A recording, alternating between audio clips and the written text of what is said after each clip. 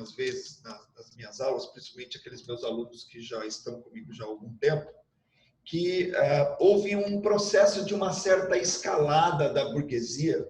Deixa eu só arrumar um negócio aqui. Peraí.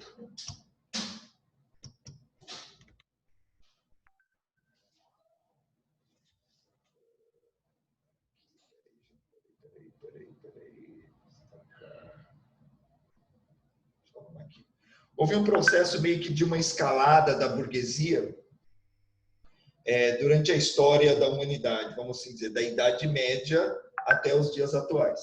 É certo que esse mundo burguês ele está em crise. Eu diria que o mundo vive constantes crises. Não vai ser a primeira crise nem a última. Na verdade, é a questão meio como se fosse a fênix, né? Você vai se renascendo das próprias cinzas. Você precisa morrer para renascer, ou seja, você precisa de uma crise para poder se modificar, para poder se movimentar, tá? Então, se a gente for analisar, a burguesia ela nasce dentro da crise do feudalismo, né? E a gente não pode dizer que ela não existia antes. De certa forma, existia uma burguesia na Idade Antiga e também na Idade Média, que é uma certa elite, que é parte da elite, né? É que hoje a elite é a burguesia. Antes não existia essas variantes entre a burguesia, né? Entre a elite. Então, hoje a elite é a burguesia, né? A questão é qual que é a elite, né? Qual é a burguesia que domina e qual que é a burguesia que é dominada. Porque sempre quando nós falamos de poder, sempre vão ter aqueles que estão no poder, ou seja, que fazem parte da elite, mas nós vamos ter aquela elite que controla e aí aquela elite que é controlada, que a gente chama isso de elite dominante e elite dissidente, tá? Então existe isso. Aí logo depois de tudo isso, hoje a gente pode dizer que existe a classe média, as massas trabalhadoras e assim por diante. Dentro da classe média, várias variantes. Dentro da massa trabalhadora, várias variantes, né? Você tem lá a classe média alta, classe média média, classe média baixa. Né? Você tem aquela classe entre os trabalhadores, né? Que são mais e menos abastados, aqueles que estão acima e abaixo da linha da pobreza. Então, existem várias variantes dentro de tudo isso. Mas a burguesia, ela nasce justamente devido a erros cometidos pela própria elite na época do feudalismo, na época da Idade Média. Tá? Então, querendo ou não, as crises elas surgem por decisões, caminhos que levam àquela situação. Então, desde que a burguesia surgiu, ela vem ascendendo socialmente, economicamente e, consequentemente, a tudo isso politicamente. Na verdade, a gente pode dizer até o contrário. Desde que a burguesia surgiu, ela ascende economicamente. Tá? Com essa ascensão econômica, nós vamos ter ascensão social e ascensão política. Esse final de semana eu estava pensando muito naquilo que eu iria conversar com vocês hoje, porque eu acho que o grande barato da Fato Média é esse momento da gente poder conversar o conteúdo e não simplesmente passar o conteúdo, né? É aquela questão da conversa. Eu estou olhando o celular agora justamente por isso. Eu estava raciocinando as coisas que eu poderia conversar e falar para vocês, e aí eu lembrei de um livro que fala sobre a questão das revoluções e tudo mais, né? De um livro, inclusive, de um marxista, que eu achei muito interessante. Que, por mais que ele seja marxista, o que é mais interessante dele, é um cara bem conhecido por vocês, porque muitas questões de vestibulares você tem texto dele, que é o Eric Hobsbawm. Não que seja meu autor preferido de história, definitivamente não é, existem outros até muito melhores do que ele, mas ele faz algumas compilações muito interessantes. A gente pensa que o que organiza a sociedade faz com que a sociedade seja aquilo que ela é, são várias variantes. Quando, na verdade, o que faz a sociedade se mover é justamente a economia. Então, o que acontece?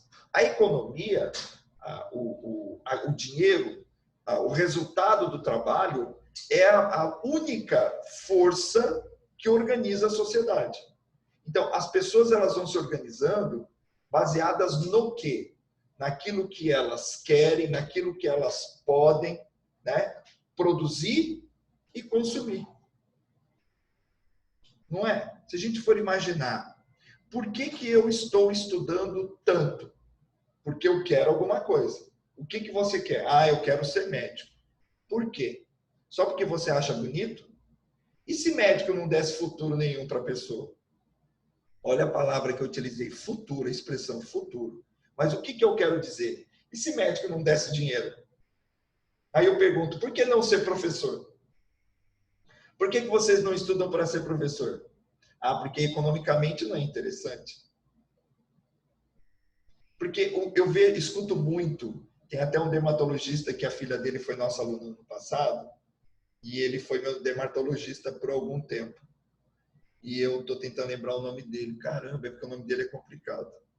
E eu lembro que ele falou para mim, na segunda vez que eu fui até ele, né? Ele falou para mim, meu sonho era ter sido professor de história. Aí eu perguntei para ele, mas por que o senhor não foi? Ele falou, não dá futuro. Então, assim, fica claro e evidente que o que move a sociedade, o que organiza a sociedade é a economia. Né? Se é a economia, então o que faz as revoluções acontecerem também é a economia. Porque as revoluções, tirando a Revolução Industrial, ela não é uma ação ideológica humana. Vocês já pensaram nisso? De todas as revoluções, todas, tá? Vamos imaginar, vamos pegar as mais modernas, que a gente vai falar, a inglesa, a francesa, a americana, você pode colocar a chinesa, a cubana, a russa, elas todas partem de ideologias humanas. A Revolução Industrial não. A Revolução Industrial, ela vem quase que natural. Mas por que ela é quase que natural? Porque ela se baseia nas necessidades humanas que um grupo de pessoas, os burgueses, enxergaram que existia. Nossa, professor, como assim? Por exemplo, como ser um bilionário, não um milionário? Eu sei como. Vocês querem saber como ser um bilionário? Para você ser um bilionário hoje, é só você arrumar a solução de um problema que não existe ainda. Como assim? Pois é. Vou repetir. A fórmula de ser um bilionário é encontrar. Desculpa. A forma de ser um bilionário é encontrar uma solução para um problema que ainda não existe. Não existe ainda, mas você já tem a solução. E você muitas vezes propõe essa solução antes que o problema surja, e quando você propõe, as pessoas começam a pensar, puxa vida, isso é um problema e essa é a solução. Como você foi o cara que pensou nisso primeiro, você vai ganhar muito dinheiro. Exemplo disso. Vamos dar exemplos? Tá. Por que o Uber ganha mais dinheiro no Brasil do que o Pop ou a 99 táxi? Quem encontrou a primeira solução para um problema que lá atrás ninguém podia imaginar que existia? A Uber. Né? A Uber. Outra situação, a gente pode se utilizar, iFood.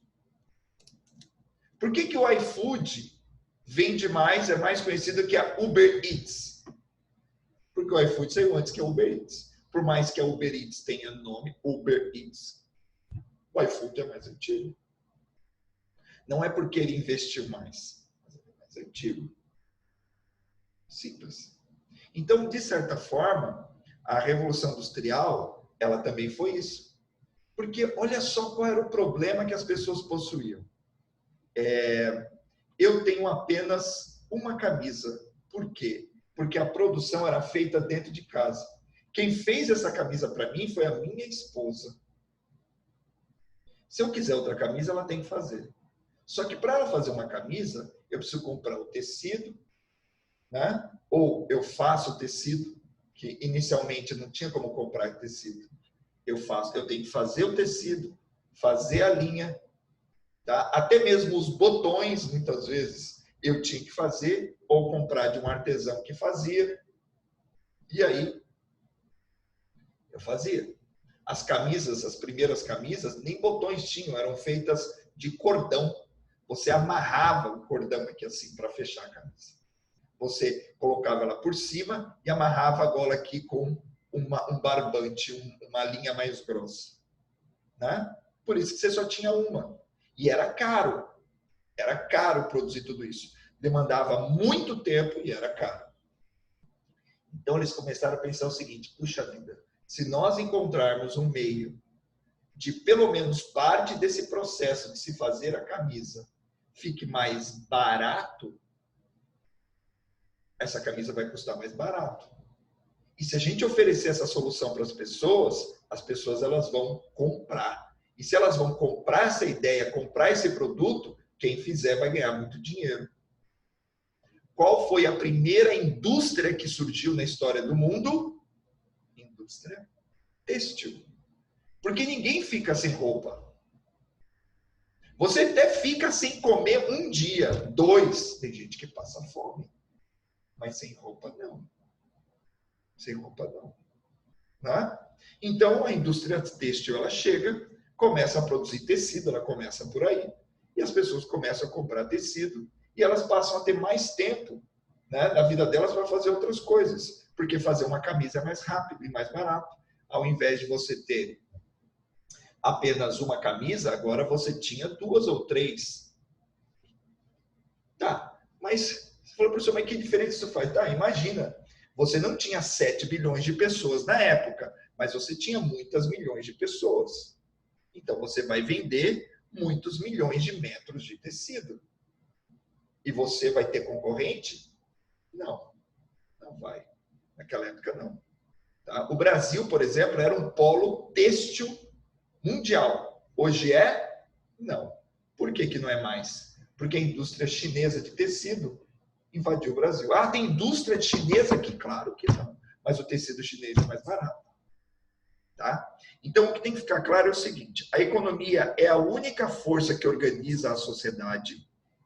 Se a economia é a única força que organiza a sociedade, o que gera as revoluções? Eu vou repetir a ideia. Eu quero que vocês pensem, olha só.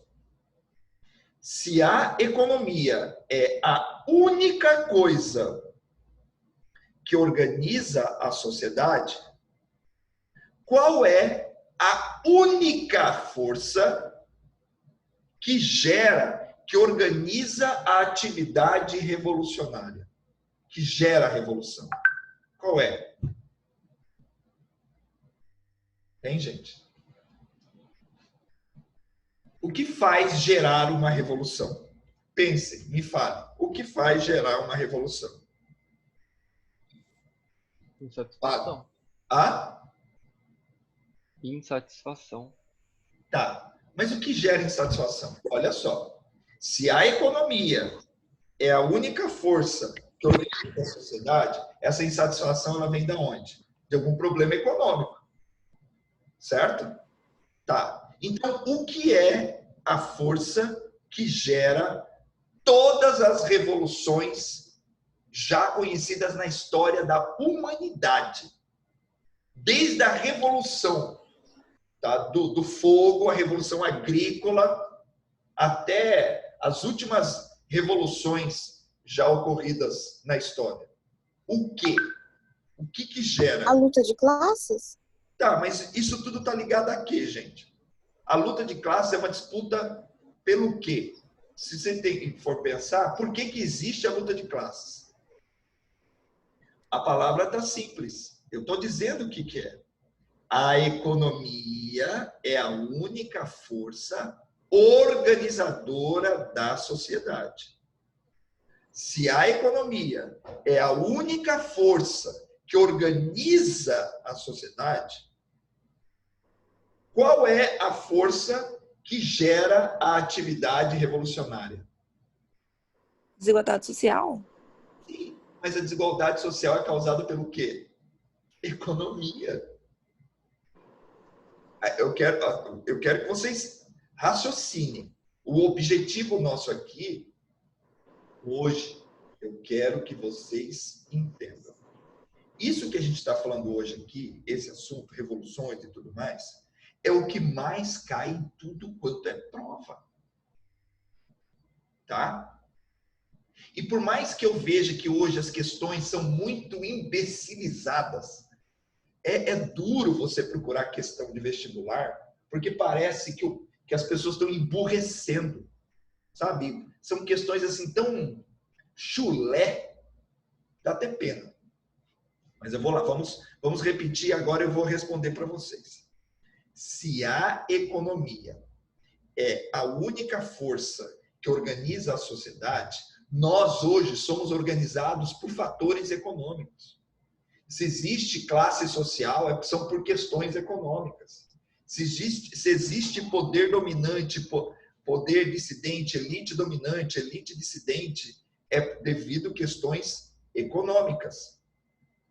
Se o Bolsonaro está no poder, é por questões econômicas. Se a Dilma perdeu o poder, é por questões econômicas. Se o Lula ascendeu o poder, foi por questões econômicas. Se os militares caíram, foi por questões econômicas. Se os militares subiram, foi por questões econômicas.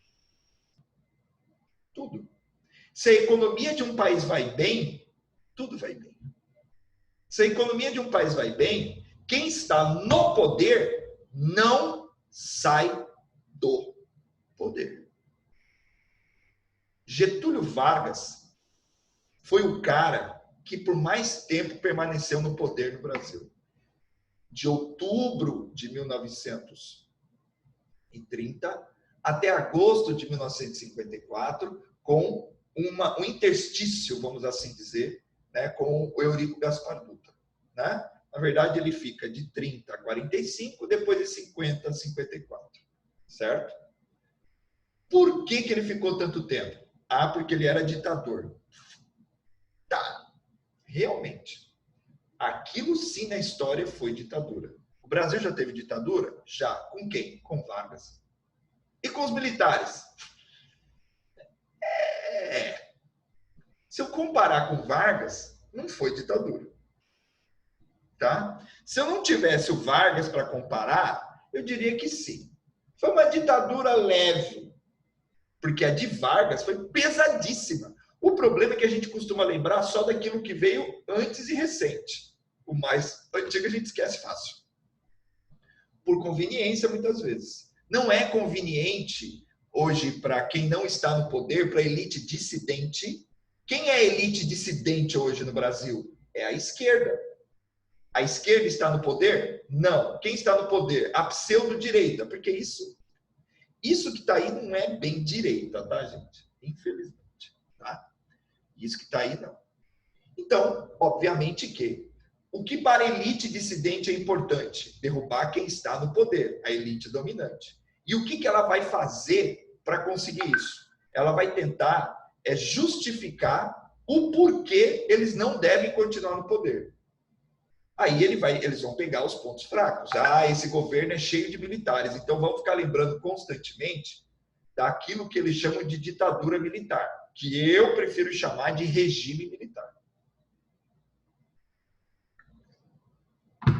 Porque ele variou muito. Entendeu? Ele variou muito. O regime militar, ele variou muito. Ele não foi uníssono, do início ao fim, a mesma coisa, não. Ele começou de um jeito, mudou e terminou de outro. Tá? Isso é fato, não é notícia. Entendeu? E eu gosto de discutir os fatos, e não notícias. Né? As notícias, a chance de um fato ser equivocado existe? Claro que existe. Claro. Mas a chance de uma notícia ser equivocada, para não dizer mentirosa, é 1000 vezes maior. Tá?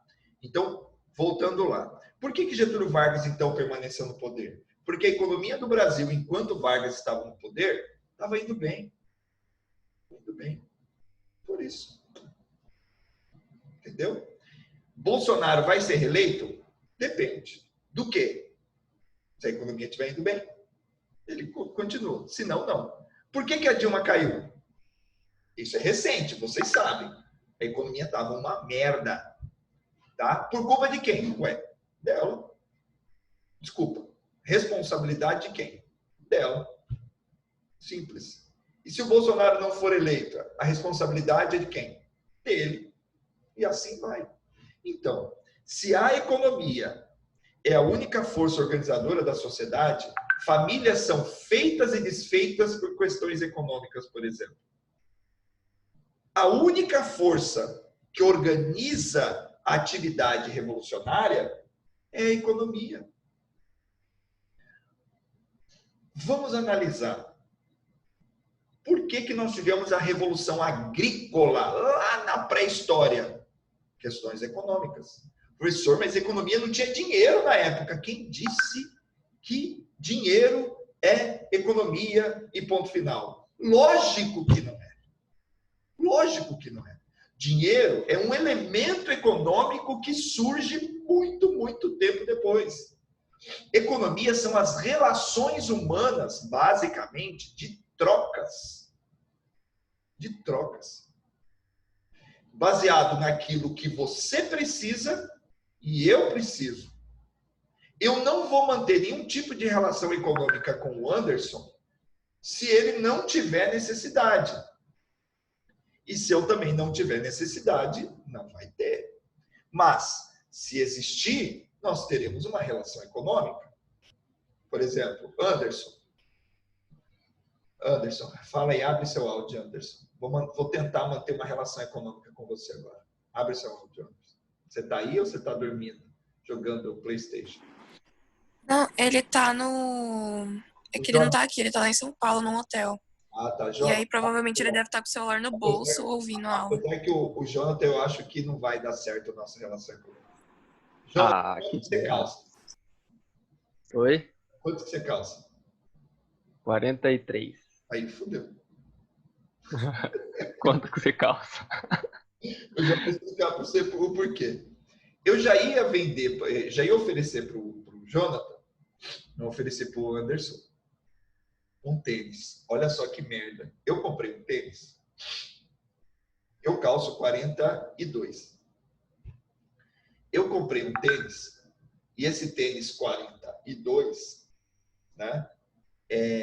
Ele tá apertando meu pé. Eu não entendi por quê. Como se eu uso só 42? Mas fazia muito tempo que eu não comprava tênis daquela marca. Só que aí o que acontece? Eu perdi o prazo de troca. Esse período muito maluco, perdi. Agora eu tô com um tênis novo, 40, na verdade, assim, 41, mais ou menos, né? Eu acho que meu pé cresceu, sei lá, de ficar velho, diz que pé cresce. Novo. Eu não sei o que eu vou ver com esse tênis. Meu filho calça 44, então não tenho como dar o tênis para ele. Então agora eu tô vendendo tênis.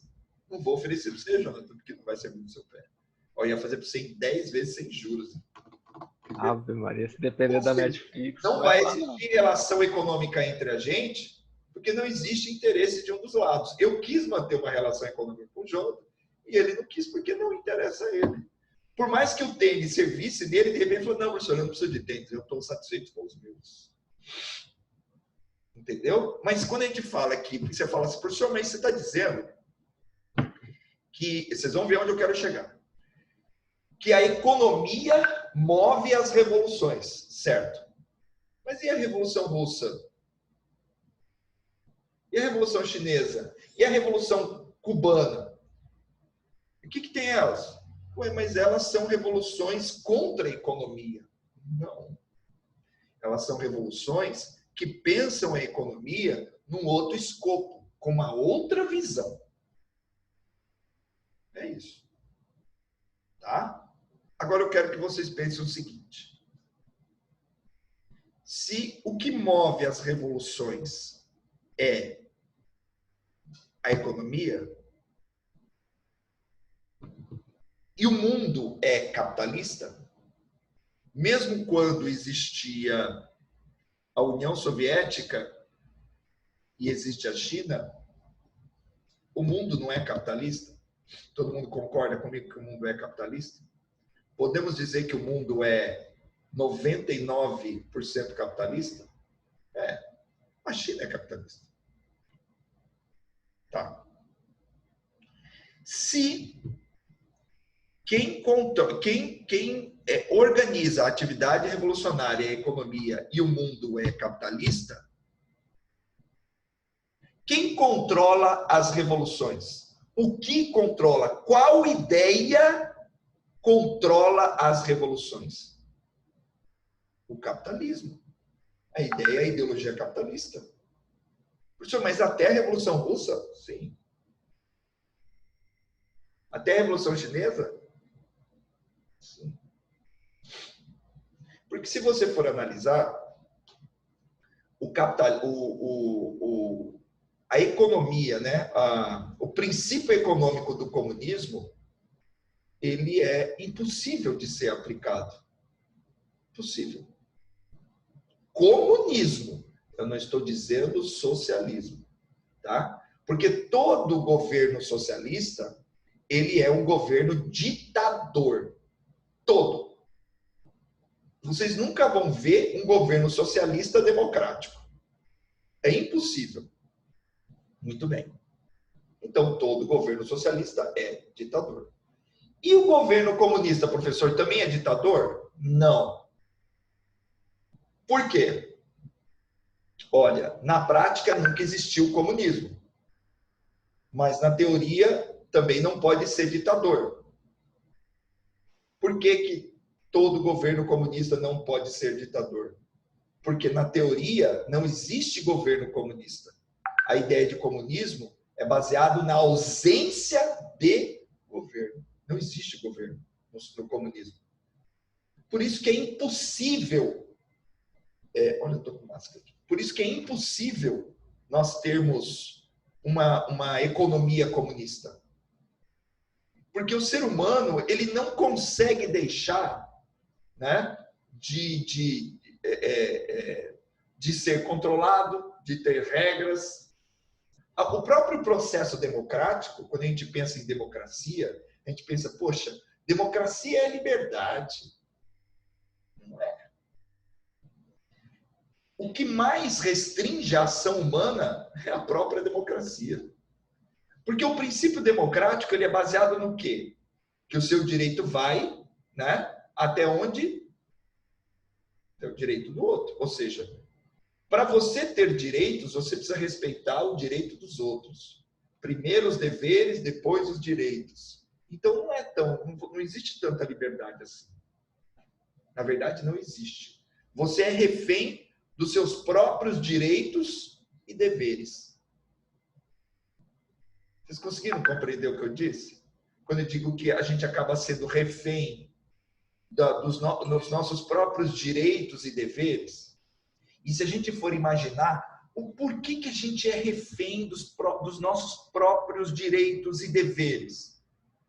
Porque o que a gente sempre busca manter é o nosso status quo. Como assim? É a nossa condição. Se eu estou na merda, eu quero sair. Se eu não estou na merda, eu não quero entrar. Então você vai lutar com todas as suas forças, entendeu? Para manter o status quo.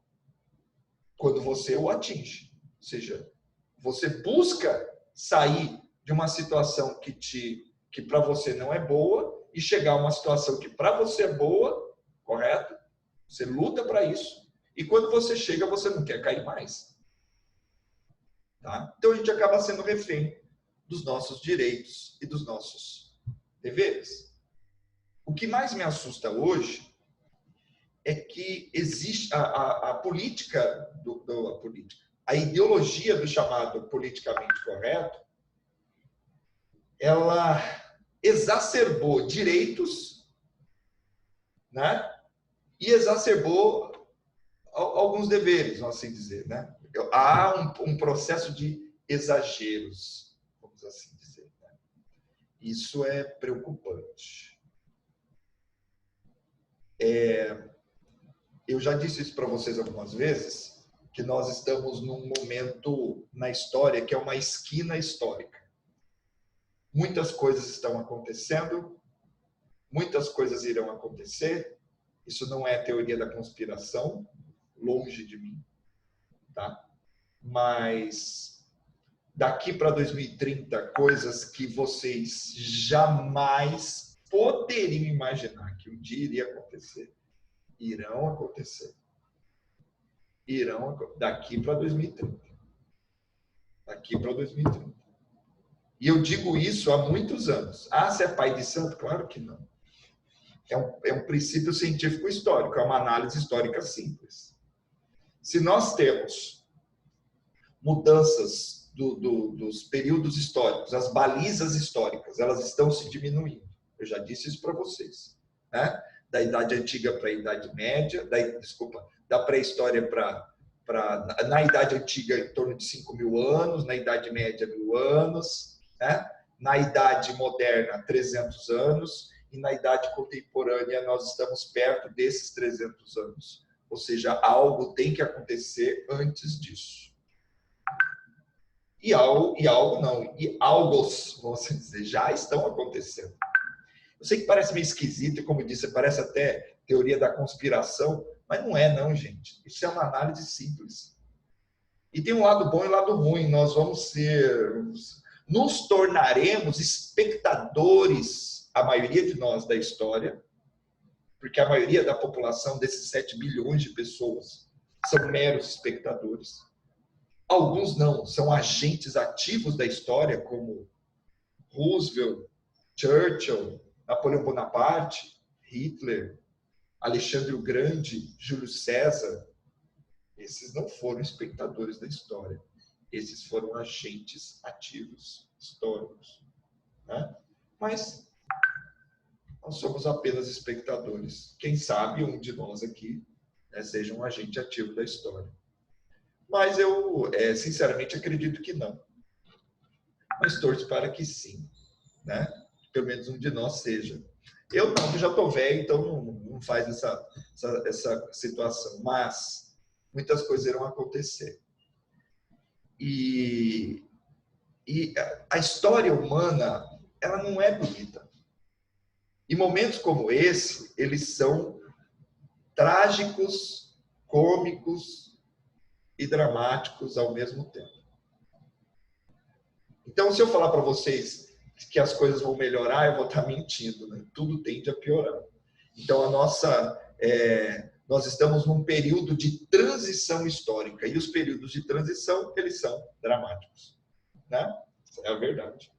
Tá? Então, o que tem que ficar claro é, se a economia ela é o único fator que movimenta a sociedade, é óbvio que a economia será a grande responsável pelas revoluções e, consequentemente, também é óbvio que o capitalismo ele é o fator gerador dessas revoluções. O que eu quero que vocês entendam por mais que a revolução fosse uma revolução pseudo-comunista, quem estava por detrás de tudo isso era o próprio capitalismo. O capitalismo, muitas vezes, ele cria os próprios problemas para encontrar novas soluções. É complexo pensar nisso. E, de repente, eu sei que vocês não entenderam muito bem esse fechamento. Mas eu só quero que vocês pensem nisso. Pensem nisso. Tá? Essa é a ideia do capitalismo. Certo? Muito bem. Nós temos... Dentro dessas revoluções, como eu disse, as revoluções inglesas, americana, francesa, né? E a Revolução Industrial, mas as revoluções inglesas, elas são relativamente complexas, mas é interessante saber o porquê que elas começaram. A monarquia britânica, ela tinha o interesse de ascender politicamente, ou seja, a rainha, o Henrique VIII e a filha dele, a Elizabeth, né? De qual família que eles eram? Eles eram do quê? Tudor, não é isso? Muito bem. Eles tinham esse interesse de ascender. Eles queriam que a Inglaterra fosse uma potência mundial. Só que a única possibilidade da Inglaterra, deixa eu só subir esse ar que está na minha testa aqui, gente. A única possibilidade da Inglaterra ser uma potência mundial era derrubar a potência mundial da época. Quem era? A Espanha. Conseguiu? Conseguiu. Na verdade, a Inglaterra se envolveu com muitas guerras. Tá? E, desde a assinatura, né, da carta lá do João Sem Terra e tal, não sei o quê, do Parlamento Britânico ser formado, antes mesmo das revoluções, todas as guerras que a Inglaterra participava tinha que pedir autorização para o parlamento por causa de grana, por causa de dinheiro. Eis que surge uma ideia. Os reis, a coroa britânica, ela começa a distribuir terras. Né? Com o anglicanismo, com o ato de supremacia do Henrique VIII, o Henrique VIII toma muita terra da Igreja Católica. E para ganhar dinheiro, o Henrique VIII ele começa... A Elizabeth, né? O Henrique VIII, estuda. Eles começam a pegar essas terras e vender. A questão é, quem tinha grana para comprar? Os comerciantes, os burgueses. Outra questão é, o que isso ia gerar de pepino? Lembra que a gente falou várias vezes, e vocês já viram isso várias vezes, quando a gente fala de feudalismo? Feudalismo, né? No feudalismo, o que é poder? É dinheiro? Não. Poder é igual a terra. Se você tem terra, você tem poder. Se você não tem terra, você não tem poder. Tá. Então, quem tinha poder antes de tudo isso? A nobreza e a monarquia. Só que agora a monarquia está vendendo terra à burguesia. Por quê? Dinheiro. Para quê? Para ter poder. Poder por onde? Vencendo seus inimigos. Quanto mais a coroa britânica vencia seus inimigos externos, mais poder ela tinha internamente. Certo? Tudo bem. Quando vence, então, né, a Espanha, então, quando vence a Espanha, você tem o filme da Elizabeth que fala sobre isso. Quando vence a Espanha, a monarquia britânica ela explode, né, de poder e de ascensão política, e a Inglaterra, obviamente, também. A Inglaterra passa a ocupar uma posição hegemônica. Tá? Não era a potência mundial ainda, porque nós vamos ter no calcanhar dos ingleses ainda os holandeses. Que a própria vitória da Inglaterra sobre a Espanha vai beneficiar os ingleses, tá? Por outras situações aí. Desculpa, os holandeses. A vitória da Inglaterra sobre a Espanha vai beneficiar os holandeses, certo? E os holandeses eram uma potência mundial na época, certo? Muito bem. Então, o que vai acontecer? Eles vendem essas terras para ganhar dinheiro e esse dinheiro investir em guerras.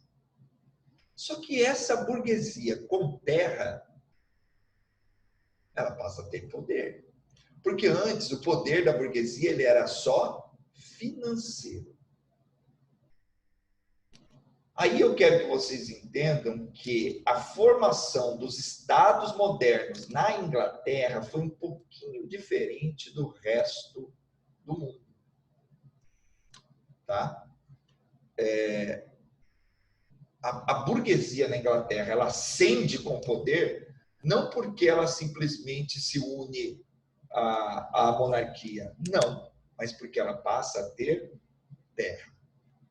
E aí surge um burguês com um certo status de nobreza, porque ele tem terra. Certo? Eram chamados gentry, né? Eles têm terra. E se eles têm terra e poder econômico, o que eles passam a ter? Poder político. Então eles começam a interferir nas decisões políticas inglesas. O parlamento britânico começa a ter figuras como essas. E aí começam a haver problemas diferentes.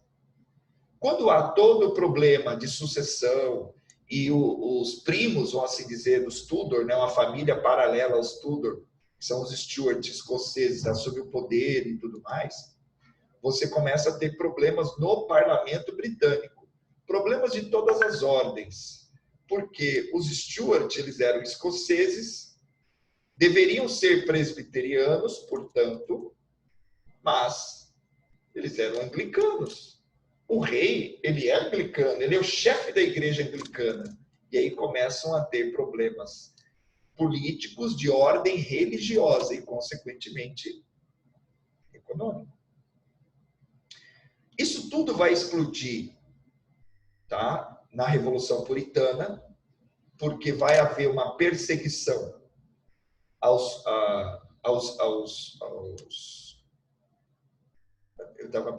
presbiterianos e os puritanos, que eram os calvinistas ingleses. Eles vão, antes de começarem a serem perseguidos também, eles vão para cima da monarquia, né? Derrubam a monarquia e instauram uma espécie de república parlamentarista, né? A chamada República de Cromwell, colocam Cromwell no poder, que foi um dos líderes, não foi o líder, os chamados cabeças redondas, que nada mais eram que membros desse novo grupo, né, de burgueses que ascenderam politicamente devido às terras que eles compraram lá atrás, né, mas que não vai dar muito certo. O que deu muito certo com o Oliver Cromwell no poder foi os atos de navegação. E os atos de navegação foi aquilo que a gente costuma dizer, um problema que o capitalismo gera para gerar outras soluções. Esse problema, gente, gerado pelos ingleses ao capitalismo, era um problema no qual é o seguinte, que os países só poderiam manter relações comerciais com a Inglaterra se contratassem empresas britânicas para transportar os produtos. Tá? Somente. Certo? Então, eles só poderiam comprar ou vender da Inglaterra se a embarcação fosse britânica, ou seja, de uma empresa britânica ou composta por britânicos. Isso vai ser um golpe no peito dos holandeses, porque os holandeses eram os maiores transportadores do mundo. Exemplo disso, o açúcar brasileiro. Existia uma relação dos holandeses com Portugal, né? E isso vai por água abaixo, até porque os portugueses também possuem uma relação muito próxima com os ingleses.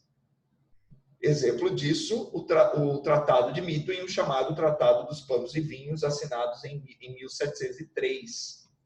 O ato de navegação foi assinado em 1750 esqueci. 50 e pouco. Agora esqueci a data. 56, 53. Eu não me recordo. Depois quem vê e fala para mim, eu esqueci a data da assinatura desse tratado. Né?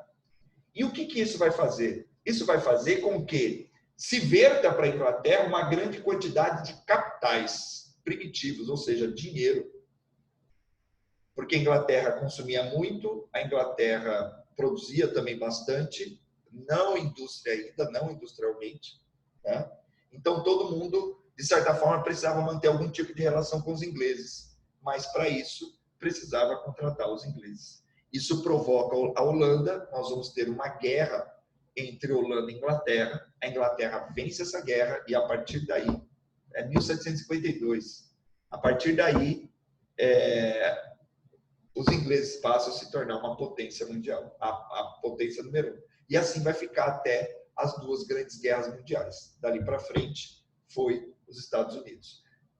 Isso é muito interessante. O que faz um país se tornar uma potência mundial? Fatores econômicos, é óbvio. Tá? Mas olha só que interessante. Quanto tempo demorou para a Inglaterra conseguir ser uma potência mundial? Porque antes da Inglaterra foi a Holanda, antes da Holanda a Espanha, antes da Espanha Portugal, e assim vai. Né?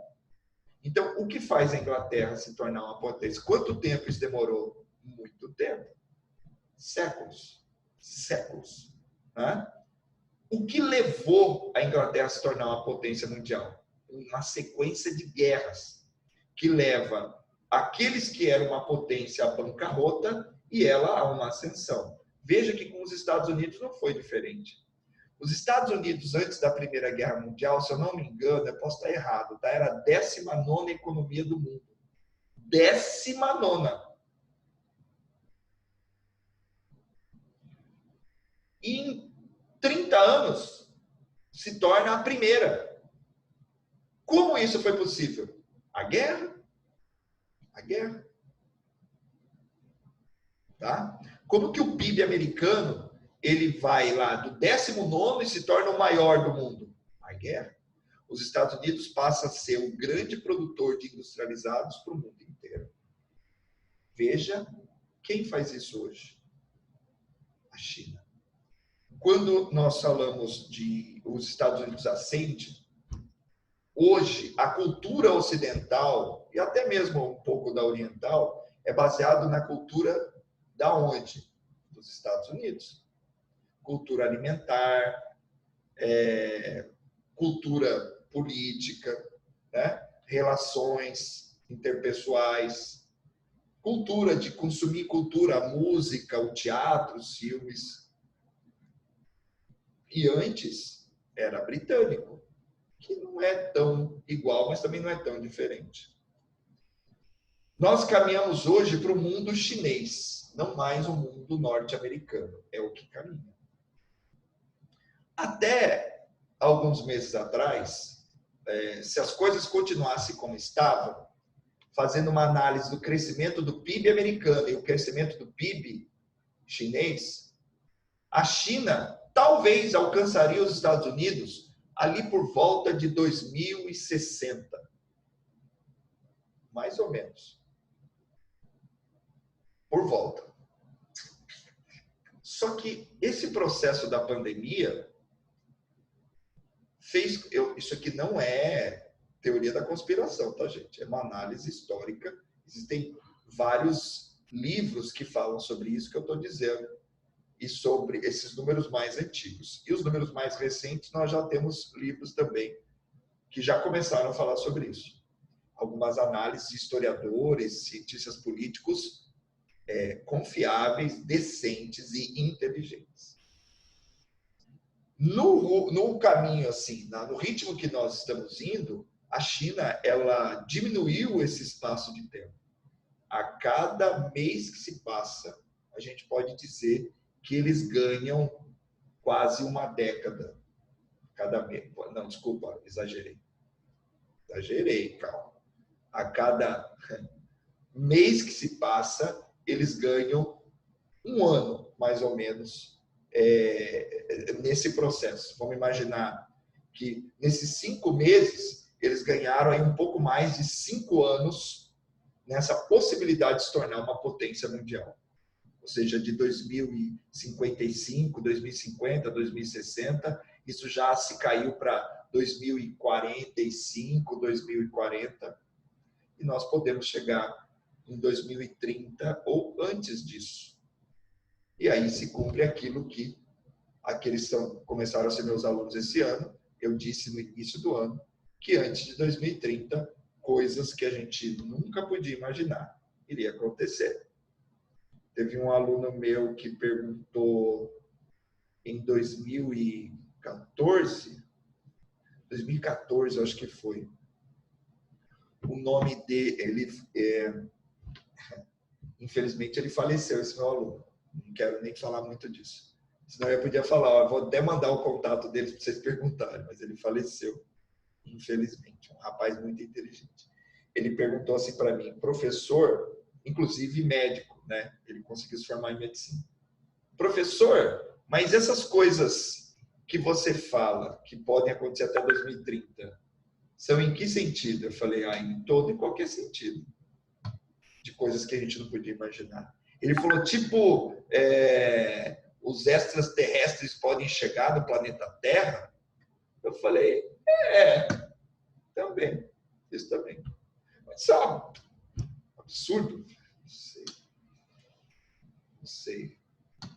diziam que era impossível o Titanic afundar e afundou. Era impossível invadir a Bastilha, queimaram a Bastilha. Não só invadiram, mas como queimaram a Bastilha, né?